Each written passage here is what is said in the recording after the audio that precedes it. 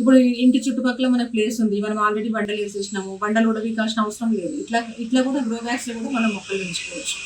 ఇప్పుడు పెంచుకున్నటువంటి మొక్కలకు మనము మన దగ్గర తయారు చేసుకున్నటువంటి ఎరువులు ఇవన్నీ ఇవ్వడం ద్వారా మంచి ఆహారాన్ని మనం తీసుకోవచ్చు.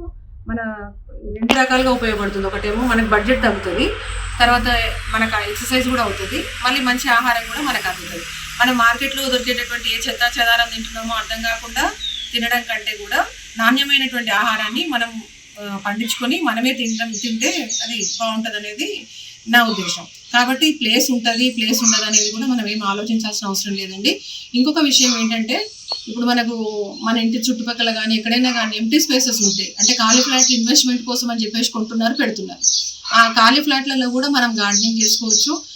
అప్పుడు వాళ్ళకి మనం ఫ్రీగా సెక్యూరిటీ ఇచ్చినట్టు అవుతుంది. తర్వాత ఖాళీ ఫ్లాట్ ఉందని కానీ ఇటుపక్క వాళ్ళు అటుపక్క వాళ్ళన్నీ కూడా చెత్త సీస పెంకులతో సహా ప్రతి ఒక్కటి పడేస్తున్నారు. కూర్చొని తాగడానికి తినడానికి తప్ప వేరే దానికి ఉపయోగపడుతుంది.